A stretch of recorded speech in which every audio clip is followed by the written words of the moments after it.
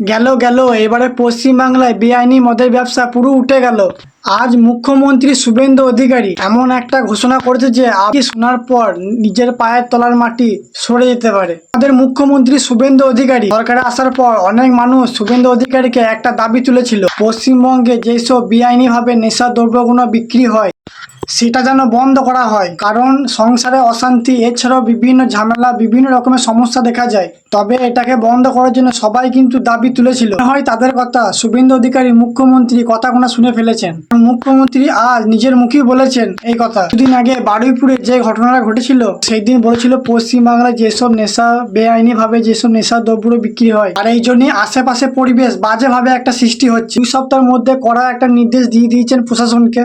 আগামী 2 সপ্তাহের মধ্যে পশ্চিমবাংলায় পুরো রাজ্য প্রত্যেকটা জেলায় জেলায় অভিযান চালানো হবে আর এই সমস্ত জিনিসগুলোকে গোড়া থেকে উমড়ি ফেলা হবে। প্রত্যেকটা জেলা থেকে, বিশেষ করে গ্রাম অঞ্চল থেকে, এই সমস্ত রুরাল এরিয়া যে সমস্ত এইসব কারবার হয় কিন্তু প্রশাসনের কান পর্যন্ত এই ঘটনাগুলো পৌঁছায় না, সেই সব জায়গাগুলোতে গিয়ে তল্লাশি করা হবে এবং চারিদিকে ইনভেস্টিং চেকিং করা হবে। যারা যারা এইসব কাজের উপর যুক্ত তাদেরকে সরকার কিন্তু কড়া ব্যবস্থা নেবে তাদের উপর এবং এইগুলোকে গোড়া থেকে একেবারে উমড়ে ফেলা হবে। তো দেখো আগে আমাদের মুখ্যমন্ত্রী কি বলে, শুনে নাও একবার। এবং এই ঘটনা থেকে শিক্ষা নিয়ে এই রাজ্যে এই ধরনের কোনো কাজ যাতে না হয় দেখবেন। আমি আপনাদের মাধ্যমে গোটা রাজ্যের মানুষকে একটা আপিল করব, কার্য আর কারণ আছে। যে কার্য হয়েছে হিনিয়াস ক্রাইম, এর পিছনে আমি মনে করেছি বেআইনি মদের ঠেক, বেআইনি গাঁজা, চরস, মাদক, এটা একটা বড় কারণ।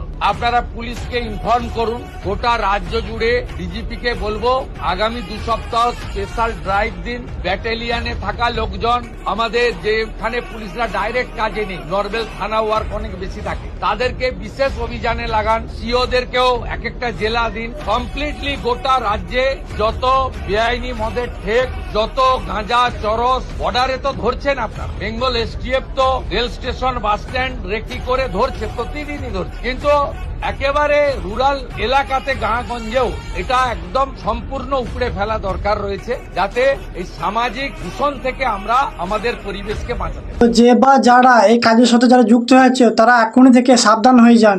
তো এখনো পর্যন্ত মনে রাখবেন যে এই আইনে চাইতে বড় আর কেউ হয়নি। তো এখন থেকেই সবাই সতর্ক হয়ে যান। আর এই ভিডিওটা কেমন লাগলো অবশ্যই কমেন্টে জানিয়ে যাবে আপনাদের মতামত। আর ভিডিওটা প্রত্যেক মানুষকে শেয়ার করে দাও, সবাই যেন দেখতে পায়। তো এইটুকুনি বলার ছিল। তো জয় শ্রীরাম।